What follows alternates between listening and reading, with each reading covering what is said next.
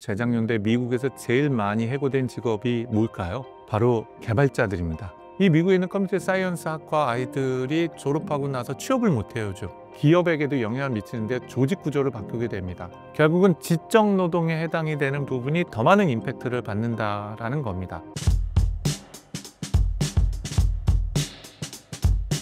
AI 개발로 인해 많은 사람들이 걱정하는 부분이 일자리입니다.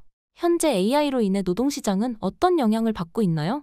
비근한 예를 들도록 하겠습니다. 재작년도에 미국에서 제일 많이 해고된 직업이 뭘까요? 바로 개발자들입니다. 소프트웨어 개발하고 프로그램 짜는 사람이에요. 3년 전만 하더라도 가장 부족해가지고선 미국도 그렇고 한국도 그렇고 개발자가 모자르다고 난리였거든요. 그래서 직장을 한 개발자가 두세 번 옮기면 급여가 2배까지 올라갔었어요. 특히 코로나 시절에. 근데 코비드 19 그 시절이 끝나고 나서 AI가 본격 도입되고 나서 희한하게도 AI를 개발하는데 가장 많은 기여를 했던 소프트웨어 개발자들이 가장 많이 해고됐습니다. 현재 재작년 기준으로 구글과 마이크로소프트에 있는 새로 만들어진 소프트웨어 코드의 25%에서 30%가 인간이 아닌 인공지능이 개발했고요. 작년 기준은 아마 30%가 넘었을 거라고 보여지고 아마 올해 내년 넘어가면 40%까지 넘어갔을 것 같아요. 그래서 미국에서만 작년도에 20만 명 이상이 해고가 됐습니다. 개발자가. 그리고 실제로 소프트웨어를 개발하는 걸 배우는 학과를 우리는 컴공이라고 그러지만 정확한 표현은 컴퓨터 사이언스 학과거든요.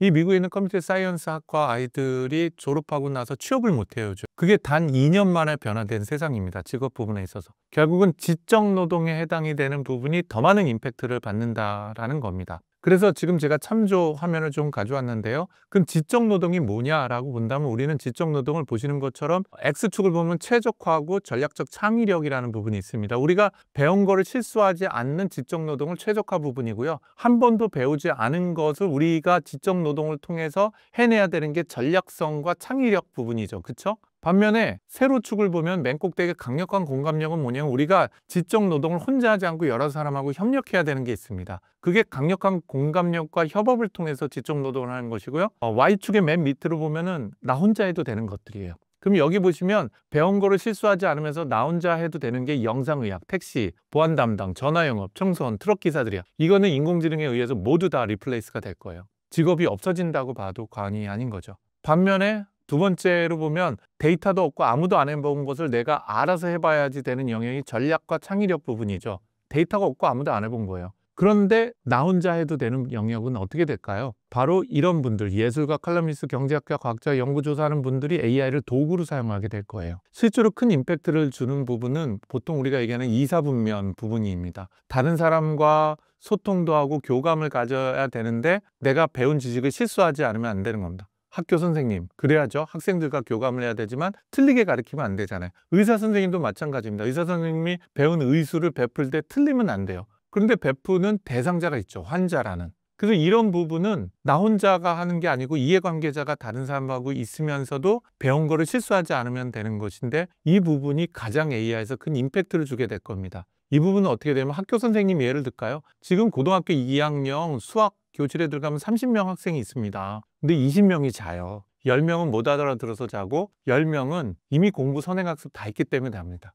근데 똑같은 걸 가르치는데 그걸 이해하는 애들이랑 공부하는 애들은 10명밖에 안 되는 거예요. 30%밖에. 그럼 왜 그래야 되죠? 이제 10년 후가 되면 그럴 필요 없을 거예요. 개그맨이 되고 싶은 사람들, 화가가 되고 싶은 사람들, 그냥 수학적 개념만 알면 되는 거죠. 그러면 30명이 됐던 20명 개별적으로 수학 교과서가 만들어져요. 맞춤형으로. 시험 문제도 각각의 생성이 되게 됩니다. 본인이 하고 싶은 역할에 따라 운동선수가 되면 운동선수가 알아야 되는 수준으로만 수학 교육이 되면 되잖아요. 그리고 그런 에이전트들이 영상도 만들어지고 실시간으로 소통을 하게 됩니다. 그런 AI 선생님이 나오겠죠. 그럼 진짜 선생님은 뭘 할까요? 그 아이들의 미래, 또 아이들의 꿈, 그 아이들이 가지고 있는 고통, 다른 아이들과 협업하고 소통을 하는 것, 리더십, 이런 것들에 대한 거 얘기 나누지 않을까요? 그러면 선생님은 뭐냐면 30명 아이한테 똑같은 것을 가르치는 직업이 아니라 그 아이들은 AI를 통해서 협력하면서 배우지만 그 아이들의 전인격적인 삶과 꿈을 어떻게 만들어 가느냐 하는 코치 역할을 하고 상담사 역할을 하게 되겠죠. 의사 선생님도 똑같습니다. 지금 중병에 걸려서 유명한 서울대병원이나 아산병원 갔잖아요. 2, 3분도 선생님하고 얘기를 못 나눠요. 따다다닥 얘기하면은 네 그러고 나가는 거죠. 그게 끝이에요. 그럼 미래는 어떻게 될까요? 그런 진단, 처방, 수술의 일부는 AI가 돕게 돼요. 생산성이 높아지겠죠. 그럼 의사 선생님이 뭐 할까요? 환자들이 궁금한 것들에 답변 들고 환자 가족들의 걱정을 같이 상담해 주면서 풀어주는 역할을 하게 될 겁니다. 그래서 내부에서 그동안 반복적으로 해왔었던 업무는 AI가 하게 될 거예요. 똑같은 거 가르치고 똑같은 거 진단하는 거는. 그런데 다른 사람과 협업을 하고 소통을 하는 거에 인터페이스 부분을 사람이 하게 되는 거죠. 그렇게 직업이 바뀌어진다는 겁니다. 근데 강한 공감력이 필요하면서 아무도 배워보지 못했던 부분은 어떻게 될까? 저도 잘 모르겠어요. 그런데 어쨌든 그림을 그리다 보니까 이렇게 그렸는데 미래는 이런 식으로 직업이 변화가 될 겁니다. 한마디로 얘기하면 사람과 AI가 협업을 하면서 생산성이 높아지게 될 텐데요. 어떤 직업은 AI가 협업이 아니라 아예 바꿔버릴 가능성이 크다는 겁니다. 대표적인 게 지금 샌프란시스코에 가면은 AI 택시가 다니거든요. 그것도 4종류의 AI 택시가 다닙니다. 골라서 탈 수가 있어요. 놀라운 거죠. 2년 전에 도입이 됐는데 그때만 해도 뭐 교통체증이 일어난다 말이 많았는데 지금은 아무도 교통체증에 대한 문제 제기하지 않고 AI 택시를 불러서 탑니다. 심지어는 비용도 조금 더 싸거나 한 것들이 나오기도 하고요. 심지어는 더 안전하기까지 해요. 안전하게 운전하거든요. 사람이 안 하니까. 이런 식으로 이제는 택시 기사라는 자리는 100% 대체가 될 거예요. 말씀드린 것처럼 배운 거를 실수하지 않으면서 혼자 해도 되는 업무들은요. 그렇지만 나머지 업무들은 다양한 방식으로 AI하고 협업을 하면서 생산성이 올라가게 되고요. 각각 일하는 방식에 해당이 되는 것 자체가 바뀌어져 나갈 거라고 생각을 합니다.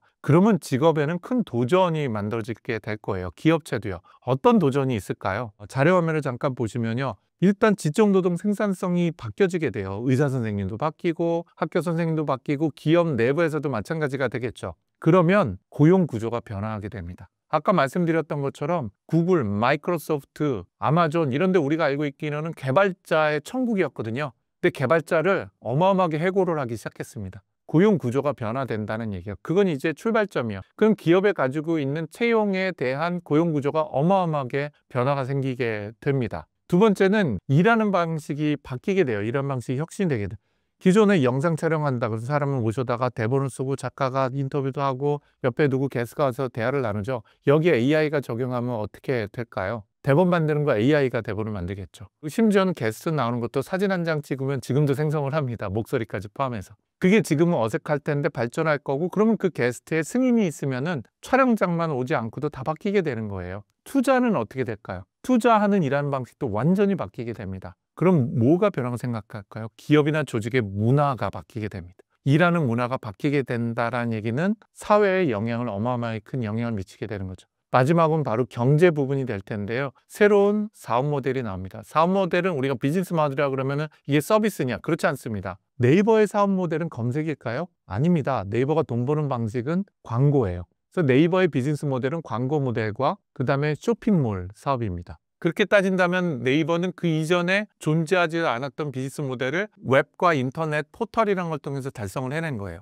그러면 모바일 시대는 어땠을까요? 스마트폰이 나오고 나서 굉장히 위대한 새로운 비즈니스 모델이 나왔죠. 그게 뭐냐면 바로 앱스토어입니다. 누군가의 개발자가 만들어서 앱스토어에 올리면 70%를 개발자 본인이 먹게 되는 거죠. 유튜브는 어떻게 될까요? 우리가 흔히 얘기하는 유튜브를 포함한 방송이 스마트폰 시대와 닷컴 시대에 이제 확산이 됐죠. 그러면서 지금 우리 신사임당 같은 형태의 채널이 만들어지고 이 채널에 비즈니스 모델이 생기게 돼요. 광고를 포함을 한. 놀라운 거죠. 돈 버는 방식이 완전히 새로 나오게 됩니다. 즉 AI를 통해서 완전히 새로운 돈 버는 방식이 나오게 될 거예요. 그리고 이런 것들이 각 기업이나 세상을 바꾸게 되는 거죠. 그리고 그것이 기업에게도 영향을 미치는데 조직 구조를 바꾸게 됩니다. 지금 자료를 보시면 전통적인 조직 구조는 그래요. 사장님이 있고 사업본부가 있고 사업본부 밑에 팀이 있고요.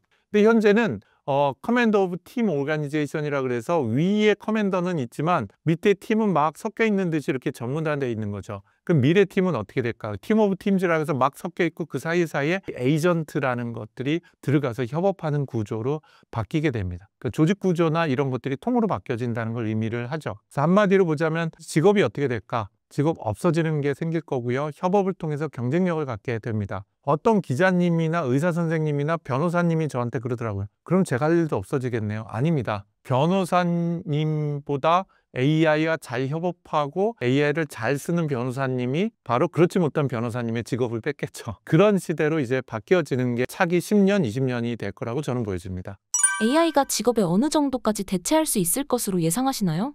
예, 그걸 한마디로 표현하기는 어려운데요. 저는 직업을 대체한다고 보지는 않습니다. 직업을 대체한다고 하면 많은 분들이 실업을 걱정을 하거든요. 그런데 실업률이 저는 올라갈 거라고 보진 않아요. 단기적으로 흔들림은 있을 텐데요. 오히려 그렇기 때문에 우리는 일하는 시간을 줄일 거예요. 역사적으로 보면 2차 산업혁명이 일어났었던 1920, 30년 이전에는요. 주당 근무 시간이 60시간이었습니다. 그런데 2차 산업혁명이 시작되면서 주당 근무 시간이 42시간 정도로 줄었어요. 근데 3차 산업혁명이 진행하는 컴퓨터, 인터넷 진행하면서 스마트폰 이게 나오고 나서 미국 기준으로 주당 근무 시간이 36시간 이하로 줄었습니다. 그 AI가 본질적인 새로운 산업혁명에 기여를 한다면요. 사람들의 주당 근무 시간, 우리는 지금 40시간이니 뭐니 얘기하지만 28시간 수준으로 3시간 이하로 전 떨어진다고 봅니다. 10년, 20년 내요. 그리고 기존에 존재하지 않았던 완전히 새로운 직업들이 나오게 돼요. 직업의 다양성을 가져오게 되는 거죠. 실제로 1900년도 초의 직업의 개수와 지금의 직업의 개수가 대략 10배가 차이 납니다. 1900년도 초에 직업의 개수를 나열하면은 대략 직업의 개수가 2000개 정도밖에 안 됐거든요. 근데 지금은 직업을 상세 구분하면 2만 종까지 나눠볼 수가 있습니다.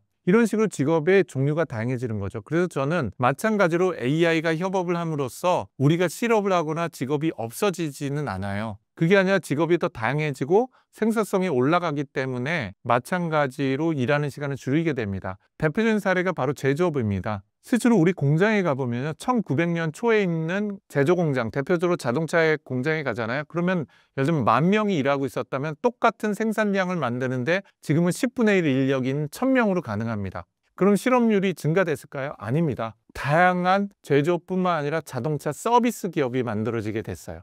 또한 자동차가 많아지기 때문에 그 자동차를 둘러싸고 있는 다양한 예를 들자면 공무원들이 하는 일도 만들어지게 되고요. 그 외에 다른 정밀 제조기업도 또 증가가 되게 되는 거죠. 이런 식으로 직업은 움직이고 변하는 것이지 실업이 증가되지는 않을 겁니다. 그런데 그 과도기적으로는 없어지는 직업이 있기 때문에 그것들이 어느 임팩트를 만들어낼 수 있고 조정이 되는 문제가 있습니다. 그 대표적인 예로 소프트웨어를 포함을 한 오히려 지적 노동을 하는 쪽이 더 큰 임팩트가 있을 수 있는 거죠. 변호사들, 의사들을 포함한 지적 노동자들이 AI를 충분히 사용하지 못하면은 오히려 AI를 충분히 사용하는 다른 지적 노동자나 기업들에 의해서 큰 임팩트를 받을 수 있다고 생각이 듭니다. 오히려 육체 노동을 하는 쪽은 큰 임팩트가 없을 거예요. 그래서 그런 형태가 많은 오해가 있는데 한번 잘 살펴보시면 어떨까 싶은 생각이 드네요.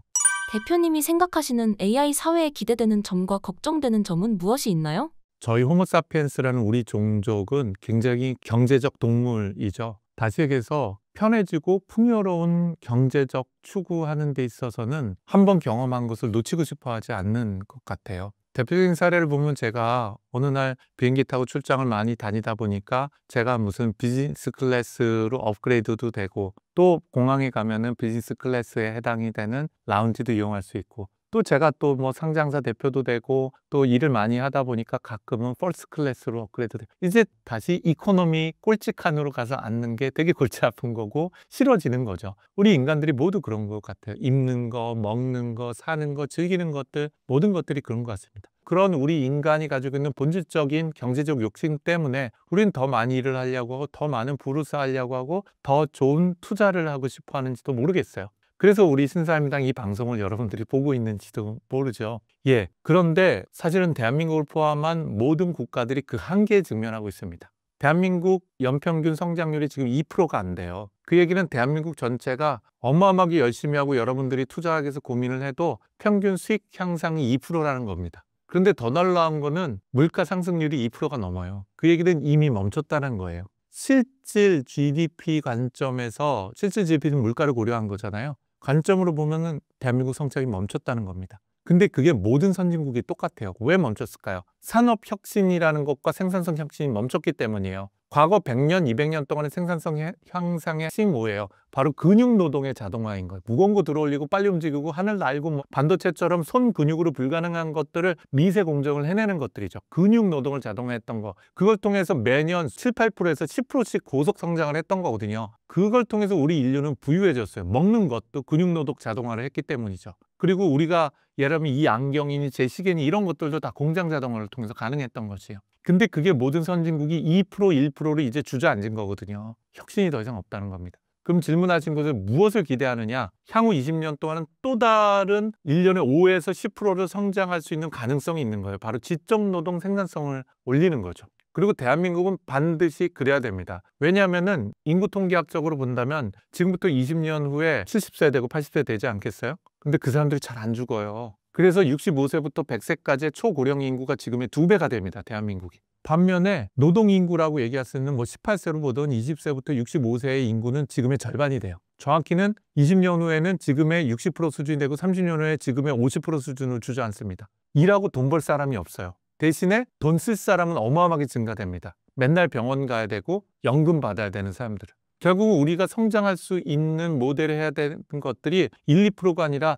또다시 5% 이상씩 성장하지 않으면 이제 감당하지 못하는 거죠. 거기에 우리의 희망이 있기도 한 거죠. 그럼 거기에 또 우리가 걱정해야 될 것이 무엇이 있냐? 대한민국이 그 경쟁력을 유지할 수 있냐는 겁니다. 글로벌 경쟁 체계에 있어서. 네이버를 포함한 몇몇 회사들은 그렇기 때문에 우리 시장을 지켜야 된다는데 이미 그건 끝났습니다. 우리 국가의 시장을 지키는 건 불가능해요. AI 시장. 그렇기 때문에 글로벌로 나가야 되고요. 국제적으로 경쟁을 해 나가야 됩니다. 그래서 그거를 우리나라 기업들과 우리가 마치 삼성이 했던 것처럼 마치 현대자동차가 했던 것처럼 다시 해낼 수 있겠느냐, 어디에 선택과 집중을 해서 그 결과물을 국가 차원에서 경쟁력을 만들어낼 수 있냐 하는 것이 정말 중요한 시기라고 저는 믿습니다. 그리고 그 도전이 저를 포함해서 먼 미래가 아니라 향후 5년, 10년 내에 대한민국 국가와 저 같은 예를 들면 전문가들과 경제인들이 만들어내야 되는 숙제라고 저는 생각을 합니다.